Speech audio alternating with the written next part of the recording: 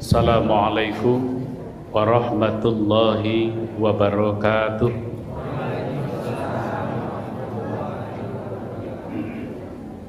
Alhamdulillahilladzi ja'ala Ramadhan wa shahra shiyam minal mu'minin.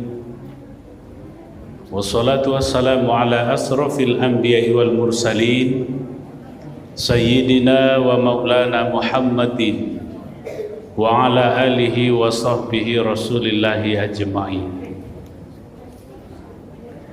Puji syukur pada Allah subhanahu wa ta'ala, malam yang cerah ini kita sempat hadir di masjid yang kita cintai ini. Banyak orang hari ini tidak sempat hadir, diakibatkan oleh hujan yang turun deras barusan. Kita hari ini betul-betul diuji, Pak. Selesai sholat subuh, selesai makan sahur, hujan. Selesai berbuka, hujan. Diuji dan ditanyakan kekuatan iman kita sekuat apa.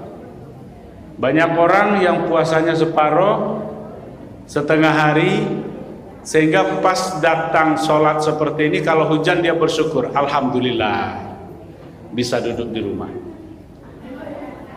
Betul nggak? Tapi dengan datangnya iman, makanya ja'ala Ramadhani wa shahru shiyam minal mu'minin. Dia teruji. Orang yang puasa itu teruji, dia tidak hanya sekedar puasa, dia tidak hanya sekedar sholat, tapi teruji keimanannya, telah dengan halangan apapun dia tetap hadir. Hadirin yang mulia, ini kebahagiaan yang luar biasa yang kita dapati, kesempatan, kekuatan, keimanan, dan kemauan. Kita mampu, kita ada, dan kita kuat, kita ada waktu, tapi kita tidak mau. Ini yang paling berbahaya. Tapi ada orang yang tidak kuat, mereka mau ingin ke masjid dan mereka punya kesempatan, tapi tidak kuat, nangis, Pak. Dengar azan di rumah nangis. Kenapa? Karena memang posisinya adalah tidak mampu dengan alasan sehat atau tidak sehat.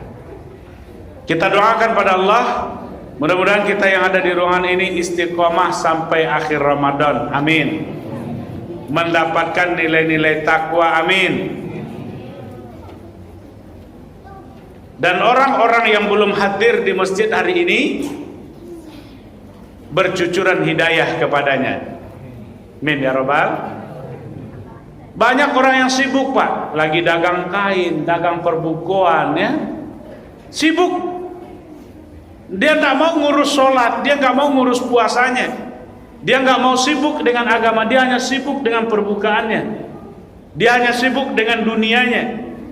Padahal yang dia sibukkan tidak pernah dibawa mati, betul? Nih, semoga saja ini ada kekuatan buat kita semua. Salawat dan salam pada junjungan kita Nabi besar Muhammad sallallahu alaihi wasallam, Rasul yang ajarkan pada kita kebaikan, Rasul yang tunjukkan kepada kita contoh ketauladanan. Kita sepakati Bapak Ibu bahwa kebahagiaan, kesuksesan manusia dalam hidup dunia wal akhirah adalah ketika mereka hidup dalam agama yang sempurna. Lai setuju, Bu? Mau mereka orang kaya, mau mereka orang miskin, mau mereka pejabat, mau mereka rakyat biasa, orang tua atau anak kecil, pendidik atau tidak terdidik, ketika mereka menjalankan ajaran agama yang sempurna, maka mereka akan bahagia dunia wal akhirah. Lain pakai kita. Sebab tidak ada ukuran bahagia itu kaya. Banyak orang yang punya uang, banyak orang yang punya jabatan tinggi tapi tidak bahagia. Ujung hayatnya dihinakan oleh Allah. Siapa yang tidak kenal dengan Qarun? Ibu kenal dengan Qarun? Bapak kenal dengan Qarun? Di dake Masjid Nurul Ihsan di Padang Baru Timur kok leado orang magian anak korun. Nggak ada, karena nama korun ini tercemar, Pak. Dari dulu sudah tercemar namanya. Punya harta dan kekayaan, punya uang yang banyak, punya pangkat dan jabatan. Mereka hidup dengan harta dan bergelimangan uang. Tapi apa yang terjadi, hadirin yang mulia? Mereka adalah orang-orang yang kufur terhadap nikmat Allah, dan di penghujung hayatnya dihinakan oleh Allah Subhanahu wa ta'ala. Bolak-balik Nabi Musa datang menghampiri dia, la in syakartum la azidannakum wa la in kafartum inna adzabi lasyadid. Hai Qarun, bayarkan zakatmu. Hai Qarun, infak dan sedekahkan, hibah dan wakafkan uangmu untuk hari akhiratmu. Kata Musa, apa jawaban dari Qarun? Ini harta, ini uang yang kupunya adalah hasil jerih payahku, tak ada urusannya dengan Allah. Bareng apa? Tak ada urusannya Allah do kecil. Tapi apa yang terjadi? Ketika bolak-balik terjadinya antara percakapan Musa dengan Qarun, maka Musa berkata, wahai Qarun, kalau engkau tidak mensyukuri nikmatmu, maka Allah akan timbulkan azab buatmu. Sehingga Nabi Musa berdoa, apa yang cocok, apa yang tepat untuk Qarun hari ini? Yang cocok adalah benamkan Qarun dan masukkan Qarun ke dalam pelosok bumi. Maka doa Nabi Musa terkabul. Allah mengabulkan bahwa Qarun dibenamkan ke pusat bumi. Separuh badannya terbenam. Qarun bertaubat, saddaqa ya Musa, saddaqa ya ilahi Rabbi. Lah separuh badan tabanam baru takana taubat, Pak. Kata Allah ke Musa, wahai Musa, Qarun taubat. Apa yang terbaik menurutmu? Kata Musa, benamkan ya Allah sampai hari kiamat. Mungkin Musa kolah pasai lo, Pak, lah tiok sebantanya datang ke situ ditolak, dicemooh, diledekin ya nah. Akhirnya benamkan Qarun sampai hari. Dalam sebuah riwayat kita baca, Qarun ini dibenamkan sampai hari kiamat 1 hasta per hari. Sehingga tidak salah orang do kalau dari Solok Selatan dapat ameh namanya harta Qarun. Entah harta Qarun, entah tidak enak. Tapi namanya harta. Nah, ibu apa hadirin dirahmati Allah, dihinakan matinya. Tidak ada harga kematiannya. Dunia wal akhirah susah dia di hadapan Allah. Hadirin, ini yang pertama. Kenapa Qarun dibenamkan Allah dan kenapa dihinakan? Karena tidak meletakkan agama di posisi terdepan kehidupannya. Dia kaya dengan dunianya, dia punya uang dan punya harta, tapi dia tidak punya rasa agama.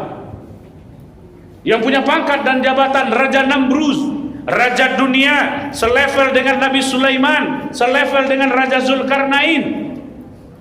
Raja Namruz, ketika dia berkata dan angkat tangannya dan dia bicara kepada rakyat dan tentaranya, hai para tentaraku, 200.000 kalian, hari ini tolong tunjuk tangan, siapa yang berkuasa hari ini? Dipatahkan telunjuknya, maka membongkok semua bala tentara yang ada di situ. Engkaulah yang berkuasa, wahai Namruz. Rakyat menjilat, kepentingan tidak jelas, tapi di penghujung hayatnya dihinakan oleh Allah dengan mengirimkan seekor nyamuk, dimasukkan ke telinganya, diaduk kepalanya Raja Namruz. Dalam riwayat juga kita baca bahwa Raja Namruz di penghujung hayatnya dia sakit kepala 3 kali sehari. Nama sakitnya migrain. Obat dari sakit kepalanya sudah seluruh para tabib diundang, tapi tidak bisa mengobati penyakit kepala yang diaduk oleh nyamuk itu. Apa obatnya? Obatnya adalah dipukulkan telapak alas kaki dari rakyatnya.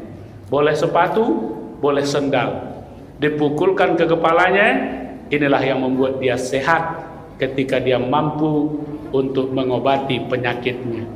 Dihinakan di penghujung hayatnya. Hadirin, pangkat dan jabatan, apa yang tidak dia punya semasa dia hidup, diberikan kesempatan, tapi dia tidak meletakkan agama di tengah-tengah kehidupan. Berbeda dengan orang-orang yang meletakkan agama di tengah kehidupan. Ada yang paling dekat dengan baginda Rasulullah sallallahu alaihi wasallam, Khadijatul Kubra, seorang perempuan hebat yang punya kekayaan 2/3 kota Makkah miliknya. Menikah dengan Rasulullah di penghujung hayatnya, Bapak Ibu Saudara, beliau mempunyai baju hanya 1 lembar gamis yang tambalannya melebihi daripada 83 tambalan. Leta bayang gamis 83 cabiaknya, Bu. Ditumbuk, warnanya kira-kira tapi dipakai oleh Bunda Khadijah ketika bicara pada anaknya, wahai anakku Fatimah, datanglah engkau ke ayahmu, coba tanyakan ke ayahmu, sudikah ayahmu memakaikan sorban yang ada di kepalanya sebagai bagian bagiku untuk menutup aurat, sebagai kain kafan untuk menghadap Allah Subhanahu wa ta'ala? Bolehkah ayah memakaikan sorban yang ada di kepalanya? Ibu, engkau orang kaya raya, hartamu banyak, tapi kenapa di penghujung hayat engkau rela hanya berpakaian 1 saja? Apa jawaban dari ibu? Wahai anakku, kalau toh banyak harta yang mama miliki, ibu miliki, maka tidak akan sanggup ibu bertanggungjawabkan di hadapan Allah. 1 saja yang ibu pakai hari ini, inilah yang akan ibu bertanggungjawabkan. Ibu, saya sering bicara dengan istri dan keluarga, terlalu banyak baju di dalam lemari. Iya Pak, 3 tahun yang lalu kita lipat, sampai hari ini belum tersentuh. Mana yang suka itu yang dipakai bolak-balik ke masjid, padahal banyak baju yang bisa dipakai. Nanti baju itu akan dihisap oleh Allah, dan baju itu akan menuntut kita. Kenapa saya tidak pernah diajak ke masjid selama saya dimiliki? Nah, daripada tidak terpakai, bagikanlah kepada orang yang membutuhkan. Banyak orang yang mau baju kita. Iya Bu? Iya Pak? Iya Bu? Daripada dibawa mati juga tidak, dalam lemari juga tak terpakai, ya tak? Hadirin yang mulia, ini yang dilakukan oleh Khadijah. Maka datanglah Fatimah kepada ayahnya, wahai ayah, maukah ayah memakaikan sorban yang ada di kepala ayah buat ibu? Apa jawaban Nabi Muhammad sallallahu alaihi wasallam? Tanpa bicara dia datangi istrinya, dia peluk istrinya, dia menangis di depan istrinya, dan istrinya pun berkata, wahai suamika, sudikah engkau memakaikan sorban yang ada di kepalamu untuk menjadi kain kafan buatku? Menangis Rasulullah memeluk istrinya dan berkata, wahai Khadijah, menyesalkah engkau menikah denganku? Begitu engkau banyak harta dulunya, hari ini engkau mendapatkan yang posisi seperti ini di penghujung hayatmu. Apa jawaban Khadijah? Wahai suamiku tercinta, engkau adalah idolaku. Mendapati engkau sebagai suamiku adalah impianku. Mendapatkan Allah, mendapatkan Islam, mendapatkan engkau, aku sungguh bangga ya Rasulullah. Maka berapa menit yang lalu Jibril datang untuk engkau ya Rasulullah, untuk engkau wahai Khadijah. Beliau membawakan kain kafan dari surga, titipan dari Allah, dan kain kafan ini diharamkan disentuh oleh api neraka, dan engkau yang memakainya adalah ahlinya surga Allah. Dan engkau, kata Rasulullah, hari ini dititipkan salam oleh Allah untuk khusus Bunda Khadijah. Allah yang titipkan salam untuk seorang perempuan yang bernama Khadijah.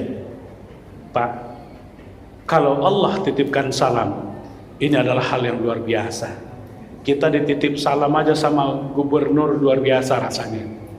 Ini pencipta gubernur, pencipta presiden, pencipta jagat raya ini yang menitipkan salam. Apa kata Khadijah dengan mengangkat tangannya seperti orang mau bergoyang? Ya Allah, la ilaha illallah, terima kasih ya Allah. Begitu engkau mencintaiku, aku sungguh rindu dengan engkau. Kata Khadijah terakhir dengan memeluk suaminya, tidak hanya di bumi ini aku ingin denganmu ya Rasulullah, tapi aku ingin bersamamu sampai surganya Allah Subhanahu wa ta'ala. Ini yang disampaikan oleh Bunda Khadijah ketika beliau meletakkan agama sebagai dasar kehidupan, yang menyatakan agama Islam yang sempurna. Inna dina indallahil Islam. Hadirin yang dirahmati Allah, maka kekuatan menukilkan Islam, menukilkan tauhid dalam hati, menyatakan kalimah la ilaha illallah adalah merupakan dasar kehidupan. Tak ada lagi cabangnya, tak ada lagi keduanya, tidak ada lagi syiriknya, tak ada lagi selain Allah. La ilaha illallah, hanya ini yang kita pegang. Kalau ini yang mampu kita nyatakan, maka ini perbuatan-perbuatan yang kuat buat kita. Abu Bakar Siddiq bukan orang miskin, Pak, orang kaya yang punya toko 8 petak di kota Makkah, dan dia berani mengorbankan demi tegaknya Islam, dan berani menegakkan, mengorbankan jiwa dan raganya demi tegaknya agama Islam. Ketika orang lain mengejek Rasulullah, beliaulah orang pertama yang mengakui keberadaan Rasulullah sallallahu alaihi wasallam. Hadirin dirahmati Allah, suatu kali ketika mau melangkah menuju majelisnya Rasulullah, laki-laki yang paruh baya ini bernama Abu Bakar Siddiq. Ketika dia melangkahkan kakinya, sobek jubahnya, masuk ke dalam kebun kurma, mengambil duri kurma untuk menyambungkan bajunya yang sobek. Rasulullah sudah menunggu di majelisnya. Sebelum majelisnya ini dibuka, maka datang Jibril membawa pakaian yang sama dengan pakaian yang dipakai oleh Abu Bakar Siddiq. Kata Jibril kepada Rasulullah, ya Rasulullah, tolong engkau pakai baju yang kubawa ini, dan hari ini baju ini adalah baju yang dipakai oleh sahabatmu. Mereka hari ini lagi istiqamah dengan majelismu ya Rasulullah. Tolong engkau pakai baju ini. Kata Rasulullah, apa-apaan ini wahai Jibril? Mana mungkin kita pakai baju seperti ini? Hari ini kata Rasulullah, kata Jibril, kau pakai baju ini wahai Rasulullah, dan baju ini sama dengan apa yang dipakai oleh para malaikat, yang dipakai oleh para nabi dan rasul di atas langit sana, karena menghargai satu orang yang sangat luar biasa ini. Titipkan salamku pada mereka. Allah pun titip salam untuk Abu Bakar Siddiq karamallah. Hadirin, ketika datang Abu Bakar Siddiq masuk ke majelis Rasulullah, dia kaget melihat semua orang dalam ruangan itu memakai baju yang sama. Agar satu orang ini tidak merasa minder dengan keadaanmu, kata Jibril, pakailah baju ini. Titipkan salam Allah kepada makhluk yang satu ini. Hadirin, 2 orang semasa hidupnya mendapatkan salam istimewa dari Allah, dan ini merupakan bentuk karakter yang ada pada diri Rasulullah sallallahu alaihi wasallam. Yang kedua, jaga sholat kita dengan sempurna sehingga agama itu menjadi agama yang sempurna. Pak, jangan ragu menjaga sholat. Kita laki-laki ini sholatnya memang yang di masjid. Menjaga sholat itu ada di masjid. Ketika kedengar suara azan, pergilah kita ke masjid untuk menunaikan ibadah sholat. Jangan ada sholat kita di rumah. Bagi yang laki-laki diwajibkan. Kalau seandainya kita datang ke masjid, maka itulah contoh yang sebenarnya. Rasulullah tidak pernah sholatnya di rumah untuk sholat wajib, kecuali sholat sunnah yang beliau lakukan di dalam kamar beliau. Dan inilah hadirin yang dirahmati Allah, mari kita jaga 5 waktu sehari semalam demi menegakkan dan tegaknya ajaran Islam yang sempurna. Apabila kita jaga yang 5 ini, maka kita akan dapat 5 hal. 1 kita dapati ketika kita hidup, 4 kita dapati ketika kita meninggal dunia. Yang pertama, apabila kita jaga sholat berjamaah 5 waktu sehari semalam, yang pertama yang kita dapati adalah didapatinya rezeki yang tidak terduga-duga. Yang kedua, apabila kita jaga sholat berjamaah di mana suara azan terdengar, yang kedua kita dapati adalah terhindarnya kita dari azab kubur. Yang ketiga, kita dapati catatan amal dari tangan sebelah kanan. Kemudian yang keempat, kita akan mendapati dan akan dipersiapkan meniti titian siratal mustaqim secepat kilat. Yang kelima, kita akan mendapati hadiah terbesar, husnul khotimah, dan masuk dalam surga tanpa dihisab. Hadirin yang dirahmati Allah, semoga kita yang rajin sholat berjamaah ini mendapati 5 hal tadi. Insya Allah. Puasa kita sempurna, insya Allah.